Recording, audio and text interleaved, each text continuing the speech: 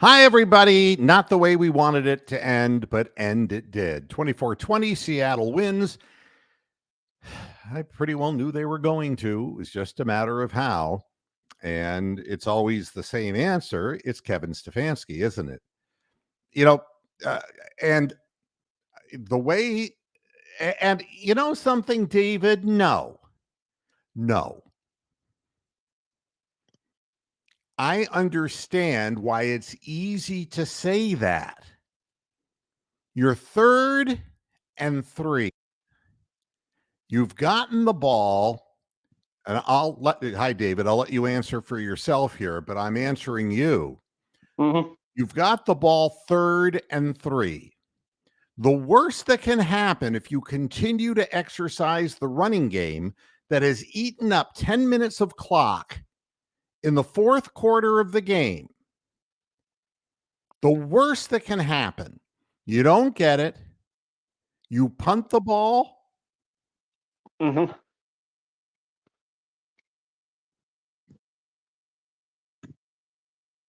Goes off again, this goddamn internet. You know, I don't understand. I'll just try to do a show. That's the bottom line of coaching. And you look at this and say, we established dominance up front. If we push to get the first down on 3rd and 3, great. Then we've asserted ourselves. We win the game with our strength. Instead, he relies on a practice squad quarterback to throw a pass, and the worst possible outcome happens. Because he's an Ivy League coach, and when you have an Ivy League degree, it makes you automatically think you're smarter than veteran coaches. Yeah, again.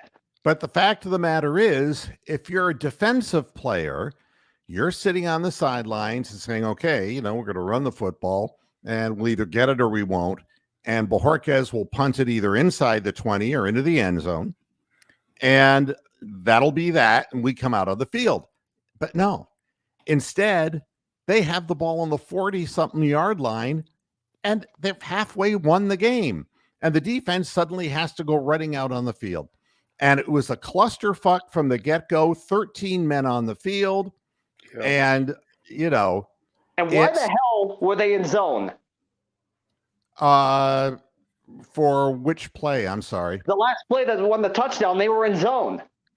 Well, they may have been in zone, but it helps when Metcalf is allowed to hold. I remember earlier in the year, we had a big play downfield, and Amari Cooper had his hands in the same exact position, and they threw the flag on Amari Cooper, but not on DK Metcalf. That was an obvious hold. He even put his hands up like this. He was guilty as hell. But at that point, we deserve to lose because we continue to keep Kevin Stefanski as the head coach of the team. And as long as he's here, this is what will happen. He doesn't believe in anything. He's a nihilist head coach. Doesn't believe in anything. He'll tell you that he believes in the running game. But 3rd and 3 with the game on the line, he does not. He'll tell you that, he's really into ball security, but he really isn't. No. He's full of shit, and as long as he's here, this will happen. And it's a shame because it's a winnable game, and I give the team credit. I give the team credit for getting this far. They made enough stops in the game, the defense, to win the football game. Yeah. The bottom line is, I don't think Seattle would have scored a touchdown from inside the 20 or at the 20. I think they may have kicked the tying field goal, but that's the point. The point is, if you're the head coach and you say, I'm going to go with our strength, and if we don't win with our strength, then that's that. But I'm not going to give them the ball. But that's what he did. Handed it right over to him. He called a play that had a much higher chance of Seattle getting field position. He was working for Pete Carroll. That's the bottom line. And nobody's going to question him because they never do. And he licks asshole, and that's why he's the head coach. But the bottom line is, team's never going to go anywhere. And I'd like to say that I'm like, oh God, I'm mad at this. It's just the same story every week. The wins are happenstance. The losses are predictable, and it's the winning that's the surprise. The losing is to be expected, because in a close game in that situation, he shit all over the defense. They couldn't have been prepared for what they saw. And yeah, it bounced off Adams' helmet, and yes, it was a strange play. But the fact of the matter is, all you talk about all week long is we've got to put PJ Walker in better situations. How does that put him in a better situation? I don't understand. That's the thing about that play that bounced off of Adams' helmet.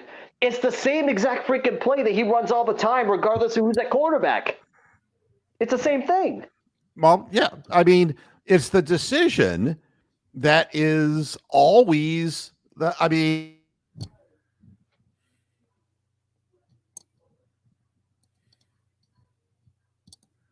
signal again here. So if you're having difficulty seeing and hearing me, it's not my fault. I don't know what the fault is. Maybe I should have reset my internet before I came on, because Spectrum is notorious for having difficulties. There are a lot of things. Yeah, we did have Cam Mitchell did have a potential pick six, but that's why he's not a wide receiver. Okay. Yeah. He made the right move on the ball, but it would have taken really good hands to make that play.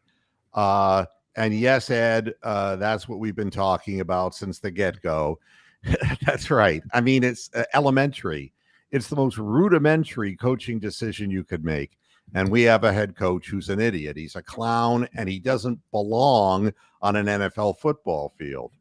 The only thing we have going for us is that Deshaun will get him fired. For sure, I believe that.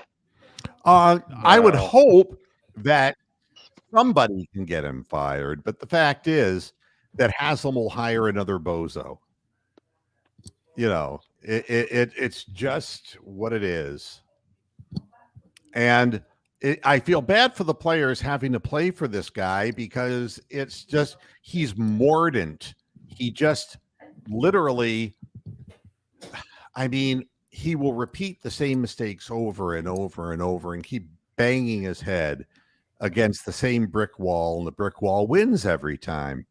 And you just can't make decisions like that and remain a head coach. And I'm sure that nobody will ask him that question in the press conference after the game. Like, you were getting 4 yards a carry and it was 3rd and 3. Why wouldn't you have done that? Why wouldn't you have run the football? The worst that could have happened is you'd have punted him deep. And why? We took a timeout before and came up with that play. I mean, honest to God, it's just so depressing. I mean, quite frankly, I thought we were going to get pounded like 40-14. So I'm shocked that we were in this game. Because I didn't predict that in the slightest. But neither did I. It was just like, to lose this way is more depressing than had we actually been pounded. In a way, the Bengals are about to win. Oh, well, yeah. I mean, the 49ers, since we beat them. 49ers, we got the magic key on the 49ers. Now everybody's copying it. Right. And and they all have the key on us as Kevin Stefanski. Yeah. And all you have to do is get down to the nitty grit, and he'll choke. He'll just do whatever stupid thing he'll do.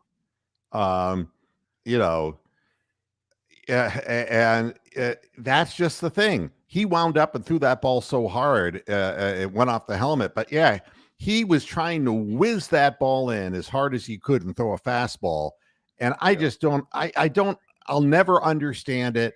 And what it does is it alienates me Yeah, Greg. Exactly. That's what we're going to get from him. I got to do better. I got to be better. It makes me not care. No, he could be better by letting somebody else do his fucking job. That's how he can be better. We just had enough of that. That was such a winnable game, and we threw it in the toilet. With 2 minutes to go. Yeah, we handed the game to Geno Smith. We handed it to him, and you knew once they got that ball, it was over.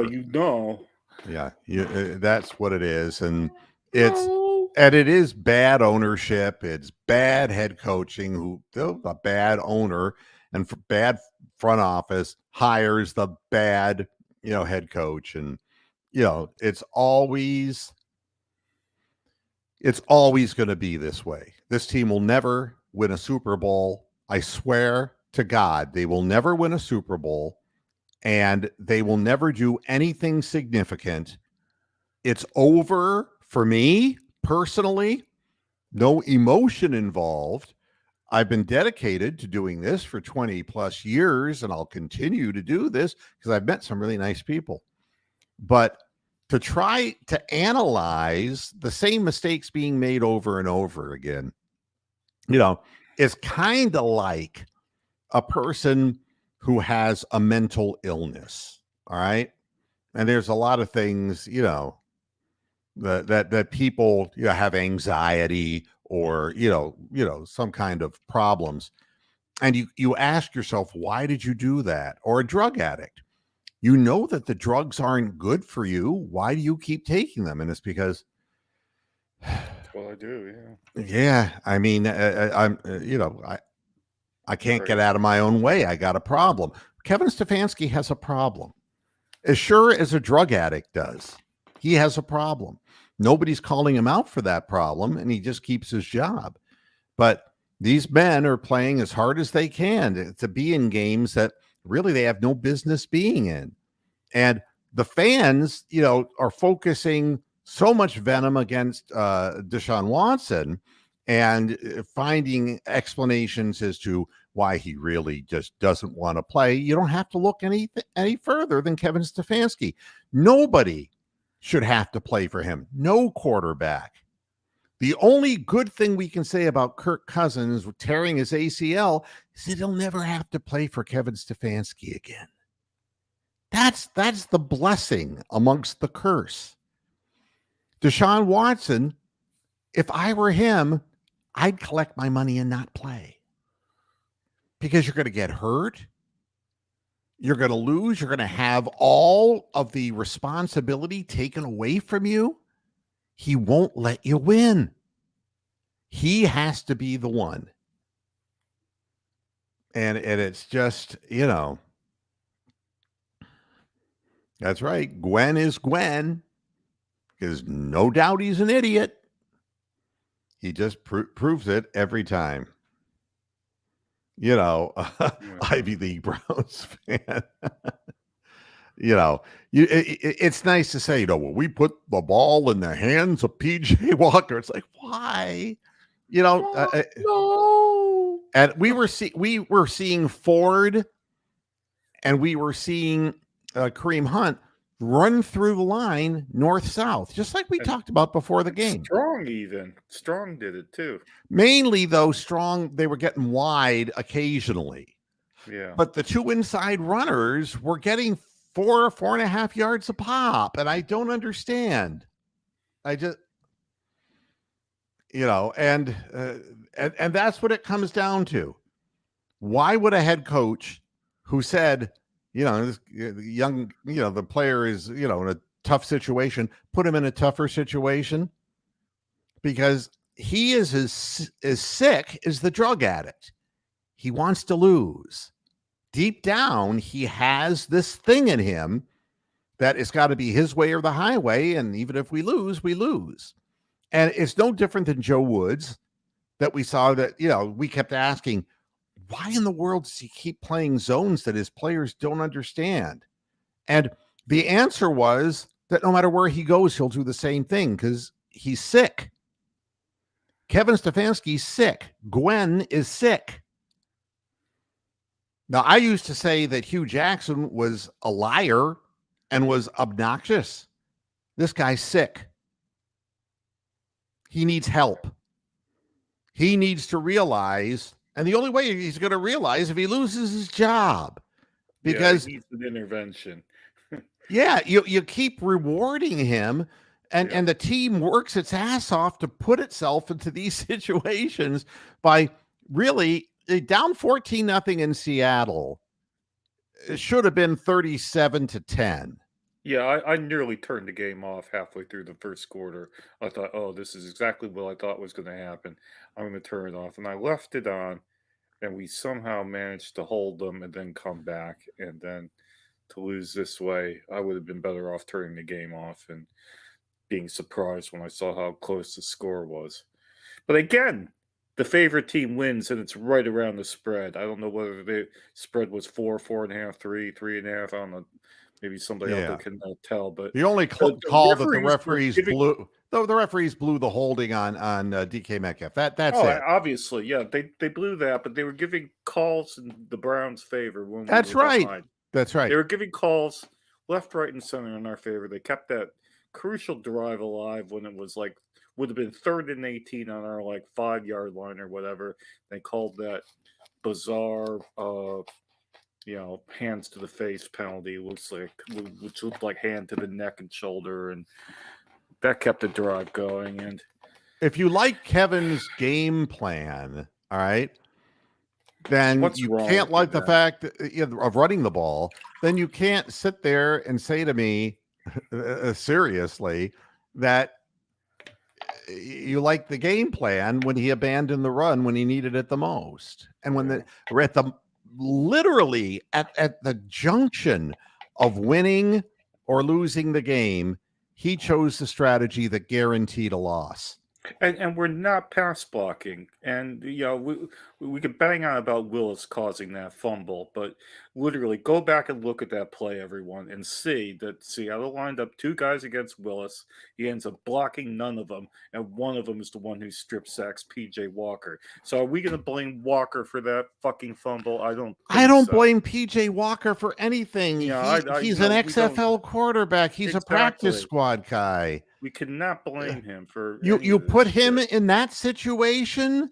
I mean, if you have a top-rated defense will get settled in with the other team at its own 20 or inside, and that's the way it had to be. You have to win with your strength, and your strength isn't PJ Walker.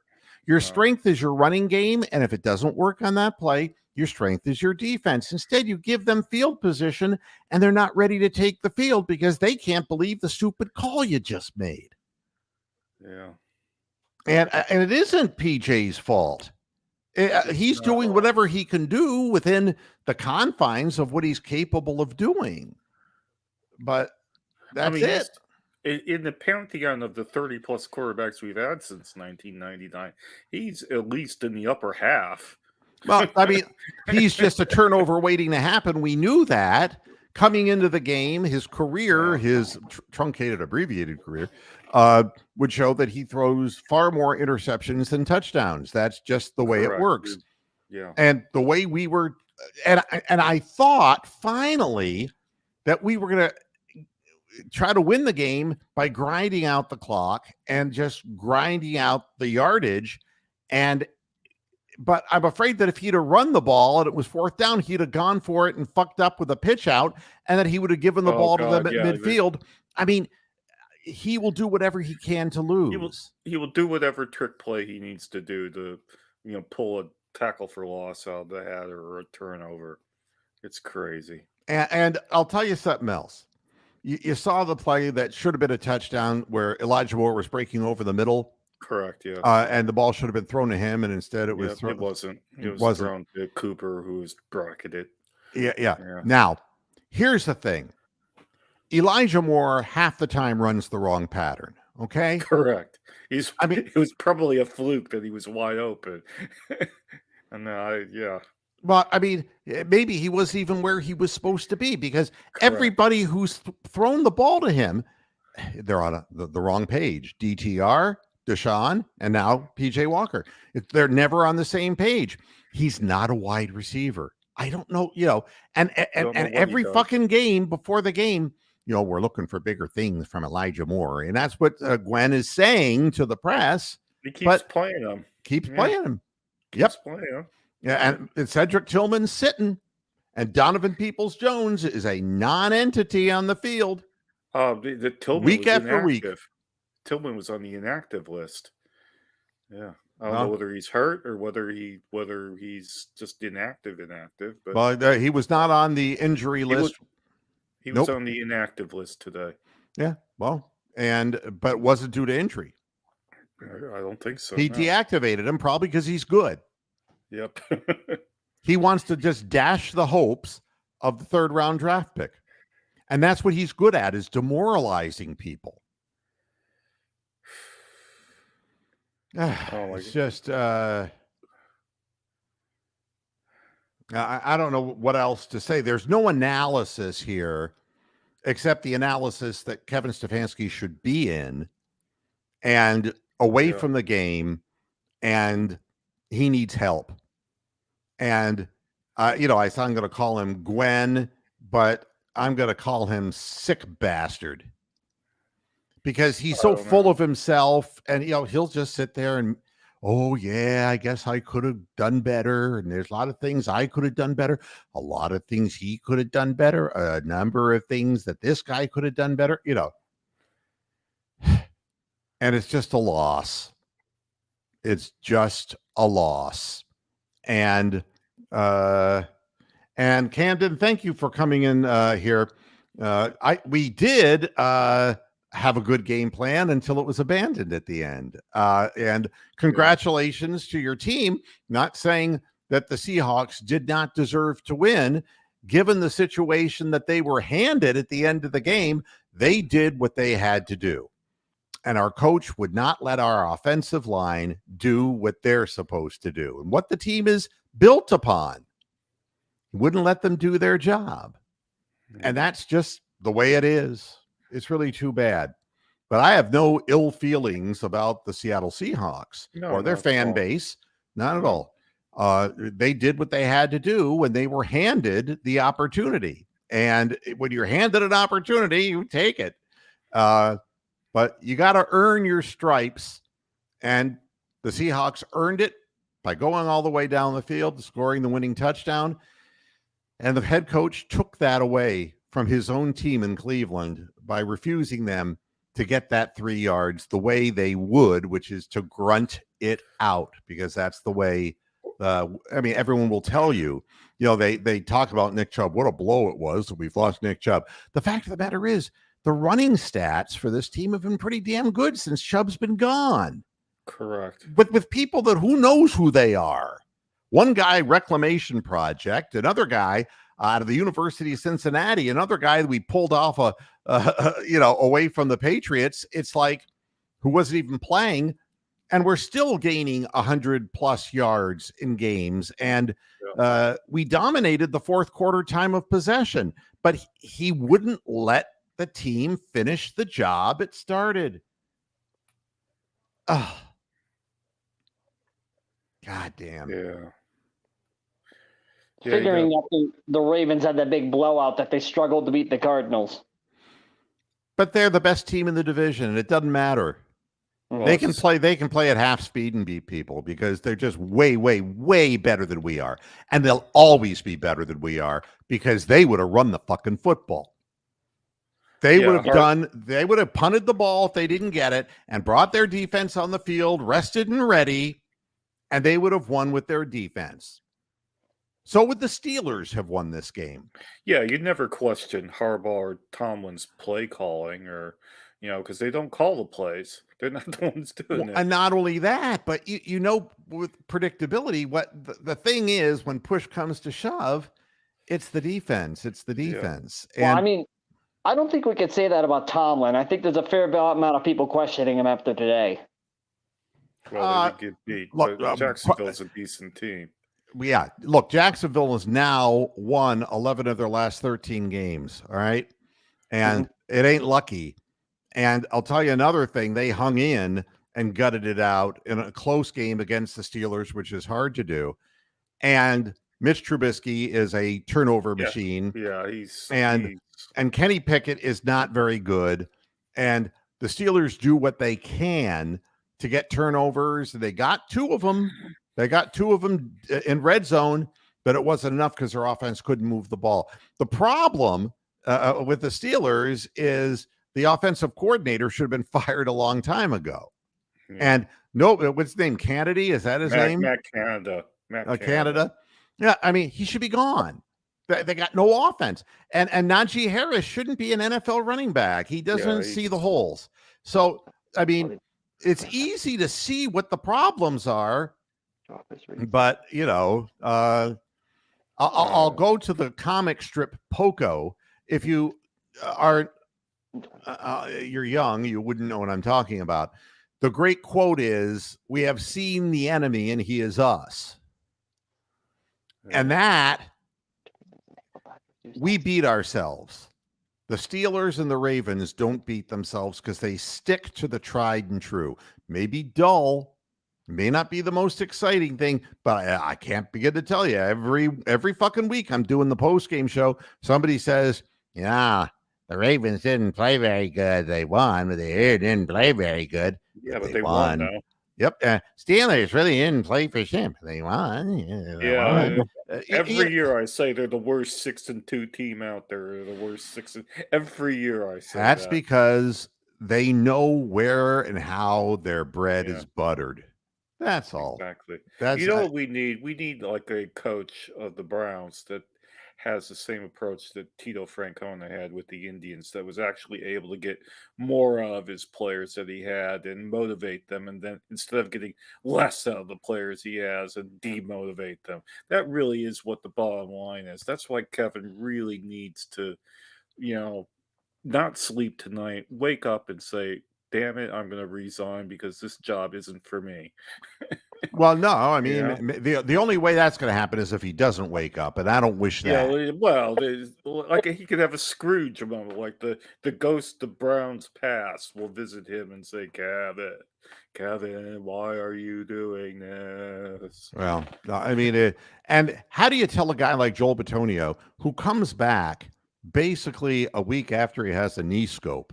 And he's dead, yeah. Yeah, I mean, how do you tell people who are gutting out injuries on the front line, how do you tell them we're going to take the game out of your hands and put it in the hands of an XFL quarterback? How do you do that? And how do you keep the locker room? I'm telling you, if they fired him now, there would be such joy inside that locker room, we'd have a chance. Yeah, there would be a turnaround, definitely. He is the weight that drags this team down, and he's just not a good coach. Yeah, I mean, we had a jump when Hugh Jackson got fired, and they put the weirdo defensive coordinator we had as the interim coach. I'm not suggesting we do that. I would put Bubba Ventrone as the head coach or something. I mean, you need somebody. Anybody could be better. No, you need a play caller. You're not going to change the playbook now, but you need a different play caller. And but we keep saying this over and over again. It's never going to happen.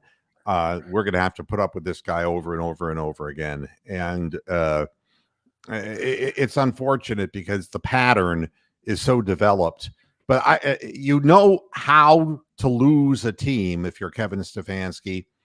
And that's why nobody gets all that revved up when he tries to give these speeches after games where we narrowly win, because he just wants credit for himself. He's just not, the players. How do you go to war for somebody who doesn't really believe in you? And the offensive line knows that he doesn't believe in them. I mean, even if you would have called a play where the quarterback would have scrambled, even if you did something that on a 3rd and 3 and it would, I would have put fucking Nick Harris on the field and driven it down their fucking throat and said, "Here you go, stop us." Yeah. But no. He doesn't believe in him. No. Yeah. And, and what you saw was a defense that was confused at the end of the game. 13 men on the field. And, he brings everything down to his stupid level. And he takes the joy, he takes the conquest out of a violent game. Yeah. And there's no joy left playing for a man like this. And I can tell you, is he as bad a coach as Hugh Jackson was? No. Hugh Jackson was a hateful man too. Yeah. And I'm not going to say that about Kevin Stefanski. I just think that Kevin Stefanski is not in tune with what his players can do.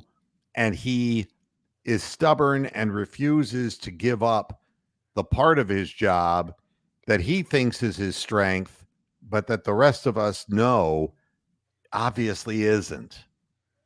I just think that he's got emotional problems and he is got to stay on top of people. And he does it in a quiet kind of way. So he's not like being obnoxious like Hugh Jackson.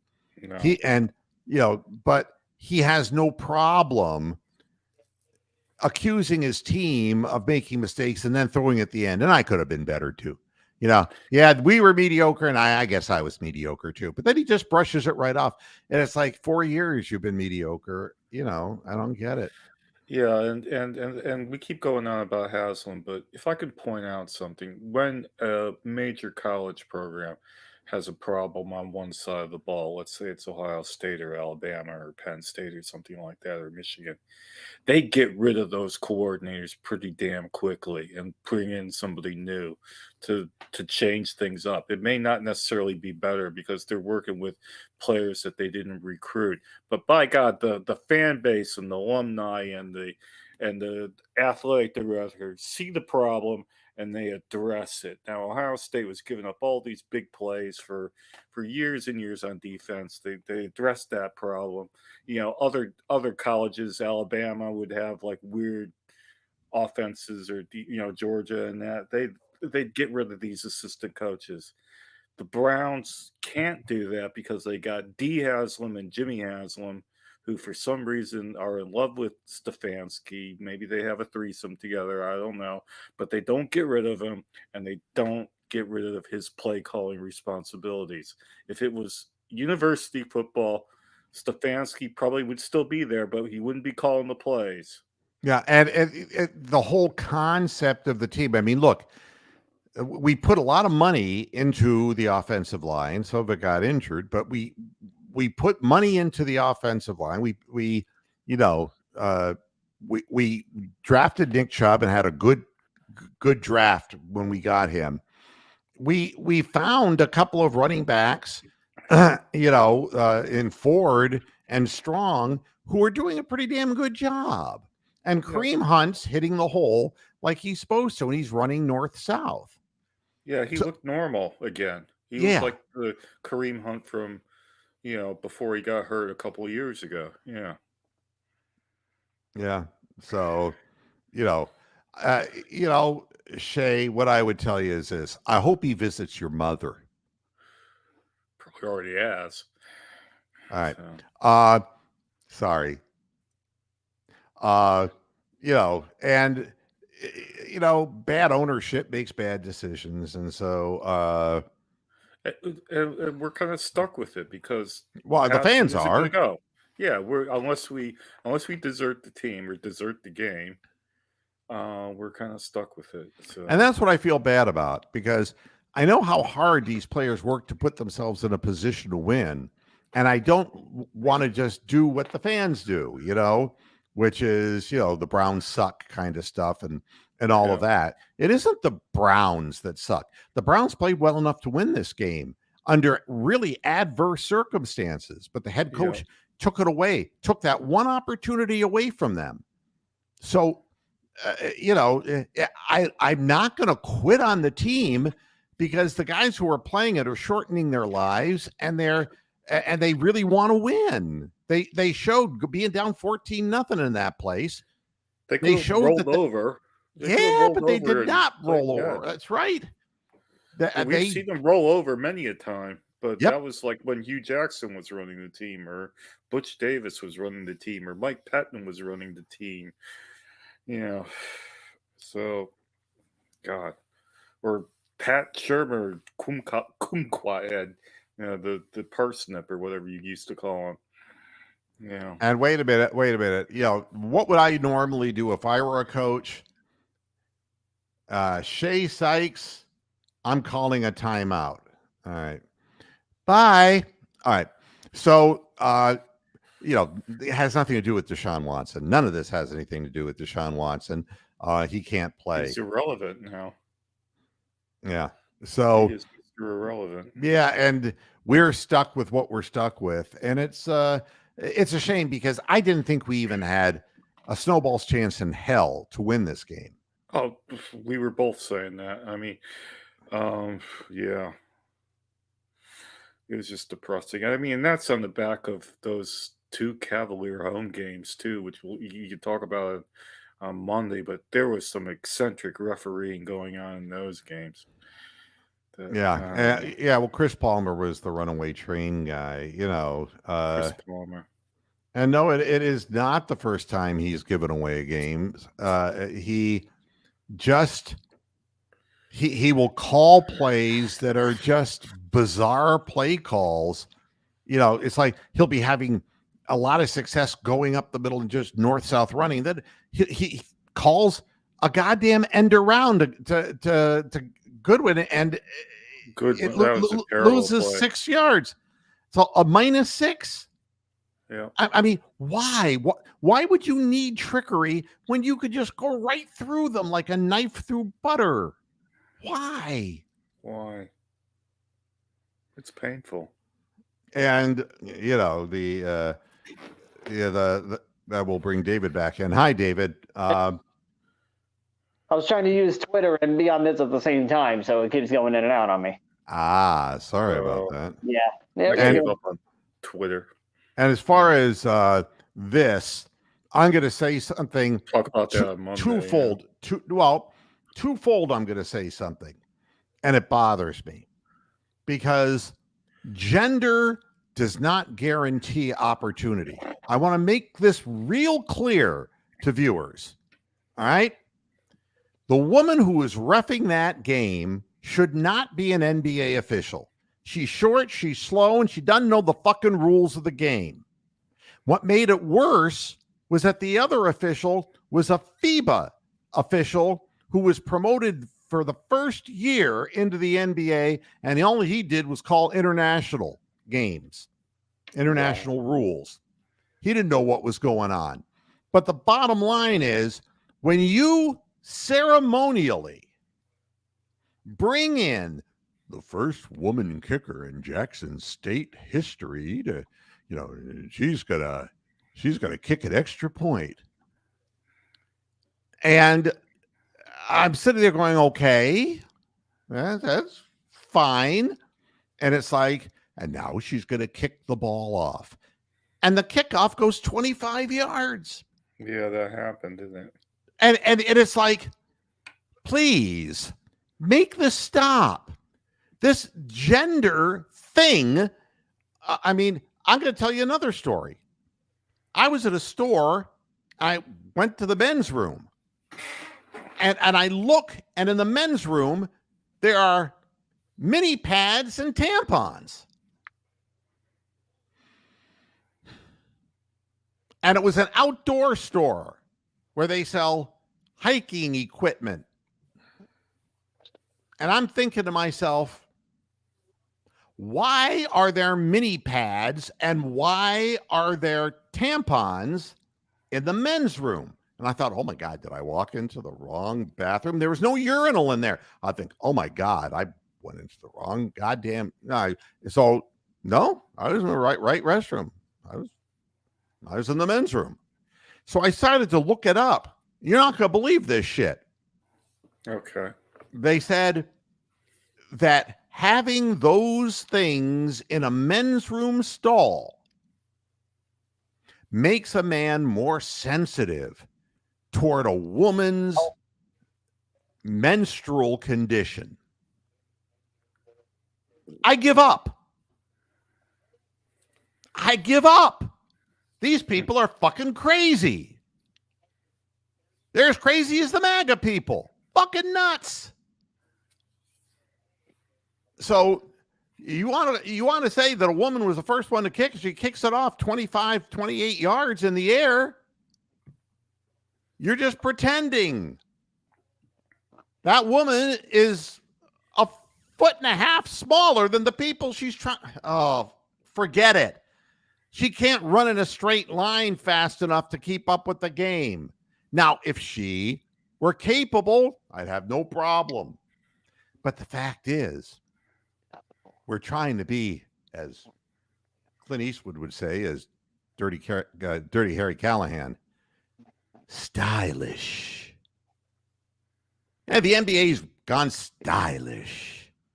Yeah. Well. Yeah, we got midget slow women who don't belong out there. Give me somebody who does. You can't tell me there's not a woman who can kick the ball further than that. You can't tell me that. And this is from the same guy who already told you that Simone Biles is the GOAT. Yep. When somebody's great, they're great. But this ceremonial, this is the first one ever. Serena Williams is the GOAT too. Great, but she's great. not playing against the men's tour, so there is basic differences, and I think everyone who's sensible kind of sees that. But I don't know. I mean, it's just irritating to me, and you know, and you say, well, you know, you're 66 years old, you're just not, you're out of touch. No, I'm in touch. These people are fucking crazy. It's fucking crazy. I don't need mini pads and tampons. All right. Yeah. And if I'm in a men's room, then it makes me really wonder, is it being done for that reason? Or is it women who are dressed up as men coming into my restroom? What is it? Well, let me lighten the mood for a minute. When I would, when my wife would be indisposed, I'd be asked to go out and buy similar products at our corner store. I would find the thing and I'd stick it on the counter, and they'd kind of look at the product, look at me, and I go, "No, don't worry, it's for me."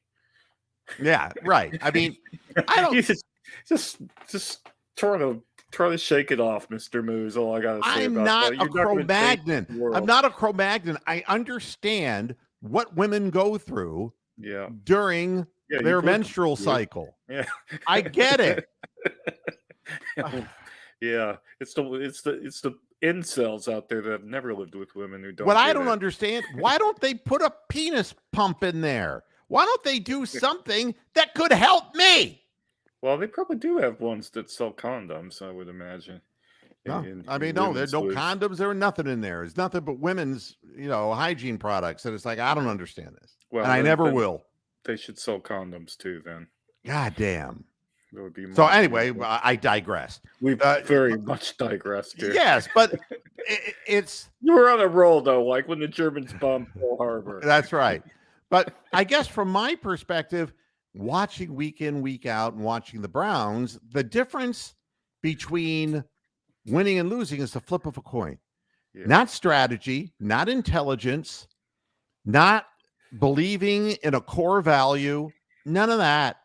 It's literally on the wings of love. It's just one moment in time. Yeah, it's like, you flip a coin, heads or tails. Well, I guess we lost. There's nothing proactive being done by the coaching staff, the head coach and his offense, to win these games. There's nothing proactive, and it's just pathetic. Yeah, you wonder why they go through the hassle all week of training for something like that to happen. Well, leaving outcome to chance. And, I would rather be criticized for a bold decision. And believe me, when I was in business, I made decisions that cost men and women their jobs. I take that, I take that to heart.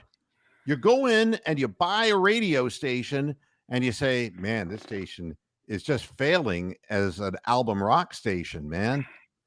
It used to be a great station back when album rock was vital in the late 70s and 80s, but not in the early 80s. But now, I mean, And I went in day one and flipped the format, man, to contemporary hit radio.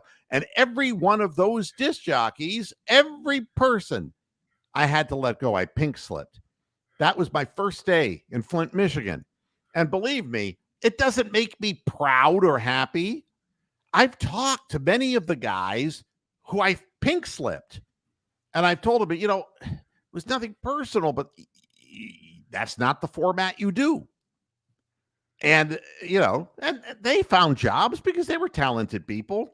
Yeah. I felt bad. I gave them severance. Yeah. But I mean, it still made me pretty ruthless. But, you make bold decisions sometimes and it pays off. Yeah. And that radio station ended up being a big, big ratings winner because there was a huge hole in the marketplace for that particular format. You got to make bold decisions, but it's based on your knowledge and the strength of those people who are around you. That's how it's done. Side note here, Moo. As I'm watching, I know the Ravens are winning, but I think they need to move off of Odell Beckham Jr. because he had 0 catches and he's still throwing tantrums on the sidelines. Yeah, well, why did that surprise you? Why did that surprise you? I mean, you would think he would change, Oh, the lead guy for the Gap Band passed away. I'm sorry to hear that, Gemini. Yeah, and apparently Matthew Perry didn't have any friends about to save him. Well, to be honest, about that one. Yeah, right. But everybody still knows his name. Yeah. Exactly. The problem there, God only knows. They're cardiac arrest in a hot tub. That you want to know. That's how Whitney Houston died. That's a first world problem, man. Is having a hot tub heart attack. He had an issue with drugs in his past and all that, but I saw a recent photo of him. He just looked terrible. Oh yeah, I mean that's a hard 54 years. Yep. And he had a history of Vicodin addiction. Playing the NFL. But when you're addicted to Vicodin, I mean it's not a stretch or a reach for me to say that it brings down your central nervous system. You go into a hot tub that's really hot, you'll die. I mean, people don't remember, Whitney Houston, amongst all of the problems she had, what she died of was Xanax intoxication in a hot bathtub. Wow. So again, didn't Jim Morrison go the same way?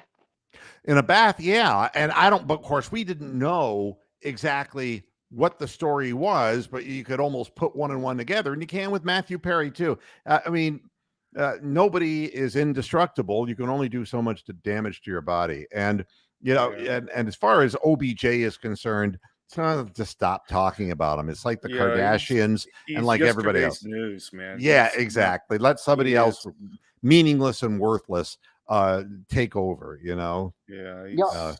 I wasn't a fan of Friends anyway. I just never found it funny. It wasn't one of my favorite programs either, but I mean, it's always shocking when somebody 54 years of age dies that way. And, his assistant person was gone for 2 hours, came back to the corpse. And, they'll either release a toxicology or they won't. I thought it was interesting, the follow-up on Suzanne Summers, and we know that cancer stalked her for 23 years and finally got her. Yeah. But there was something else, hydrocephalus. And again, I'm kind of a junkie for medical stuff. And it's one of the reasons why there's Ask Dr. Moo, because I do a lot of reading about medical stuff. And hydrocephalus is a condition in which brain fluid expands in your brain. And she was suffering from that for over a year. And it would have eventually caused either dementia or total loss of balance or memory issues, or there's a whole series of things, visual disruption. So she was being attacked from many different angles, and it was like Lisa Marie Presley, the same thing. They found drugs in her system, but she had done some bogus diet that literally sapped the life out of her to drop weight. Dropping weight suddenly through bad diets kills a lot of hearts too. That's right. That happens all the time. I think you got a conspiracy theorist in the chat. Anyway. I have what? I'm sorry. a conspiracy guy in the chat that probably needs taking out. Who? I'm not seeing anything. Oh, anyway. Yeah. What was he saying? No, let's not give him any publicity. Yeah. But and Tony is here. Yeah. I mean, you could not have recreated the accident that happened in that British hockey game. I mean, guy was hit from the side, his leg kicked up and slashed the guy's throat right on the ice. I mean, I guess when it's your time, it's your time. That was 29 years of age. It's just really, really difficult. Jim is just coming to the realization after going around the internet and watching other programs who are probably saying the exact same thing. Hi, Jim. It's it's what it is. What can I tell you? Nothing's going to change. Not anytime soon. Anyway.